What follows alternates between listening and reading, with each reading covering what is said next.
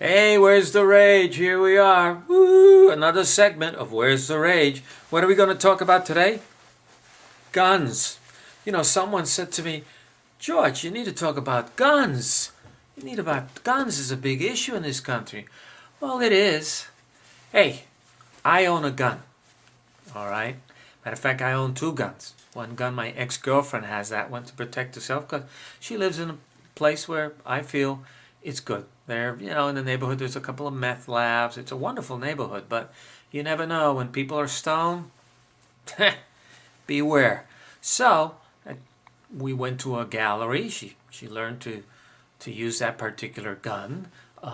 She came from a community where there were people who hunted duck and deer, etc., etc. So, guns were not like, but a handgun is something a little more personal, a little more direct. Remember, guns are not made to pick fruit. Guns only have one and only one thing. No, it's not to shoot so you can start a race. No, that's a special kind of gun.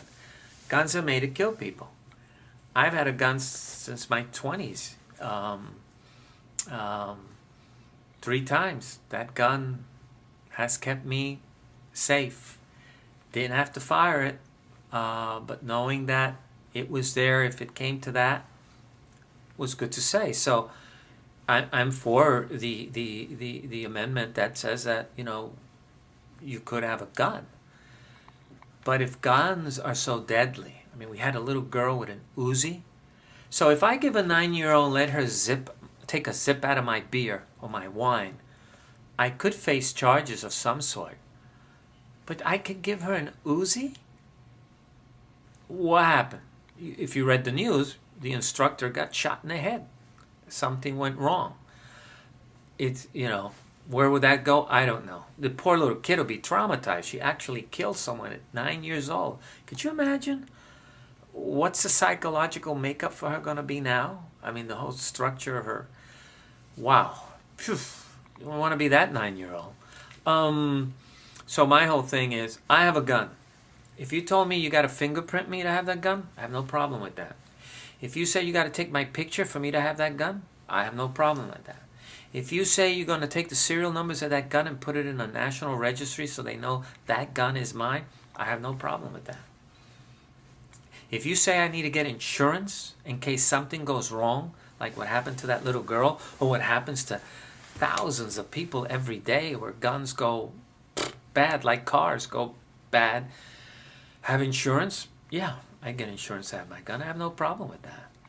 If you tell me that if I hit my wife and there's a domestic disturbance in my house where things get really violent and the cops come and say, we're taking your guns away till you cool down, I have no problem with that.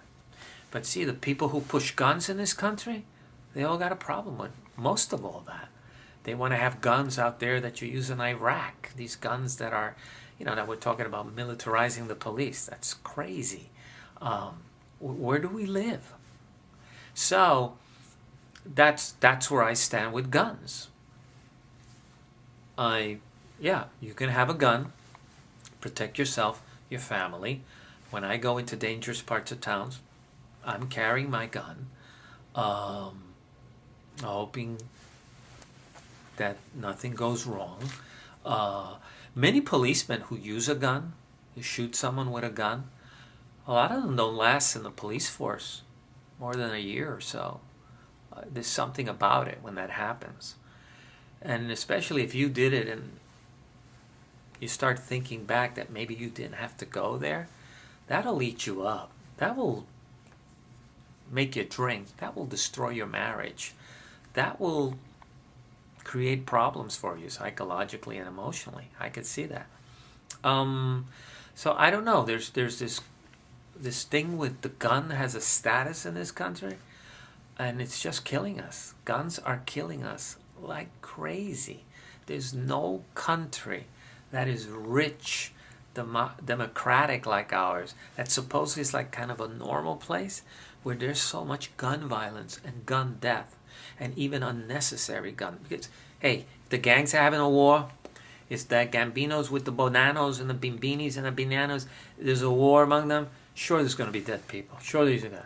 But when innocent people who are just standing, going to the movie house, people who are at a school, at a college, at a high school, just get gunned down like, you know, like vermin. I mean, it's like, yeah, everyone's in shock.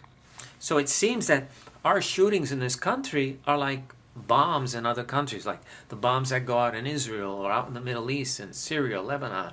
A car bomb goes out, people are shocked, and people go back to their lives, and then another one goes off, and then they go back to their lives, and then another one goes off. And here it seems it's shootings. The shooting goes up. We go, oh my God! Oh, it was little kids. Oh, it was college students. Oh. We're getting used to it. I think there'll come a time when the news will just have it like a footnote. Oh, by the way, someone had a gun, shot 6 people at work. Police are investigating, and they arrested a suspect. And they'll move on to, hey, how did the Giants do against the Redskins? So it's kind of sad. We just become numb with all this death around us. So we need to do something to control the guns and control their use. Control. Just like you control booze, you control violence, you control speeding, you need to control guns. You can't just arm everybody and just hope for the best. Doesn't work that way. We don't live in the days of the pioneers. I don't have, indigenous people trying to push me off their land. I don't have bears and lions and whatever. I live in a city, and it's quiet. I like it that way. So, if you have any comments, remember, we're linked to firstcoast.tv. They're starting to load content on their website. Should go live sometime in October. And we're here on this YouTube channel, on Google Plus also. And subscribe. And remember, if you have a comment, where's the rage? At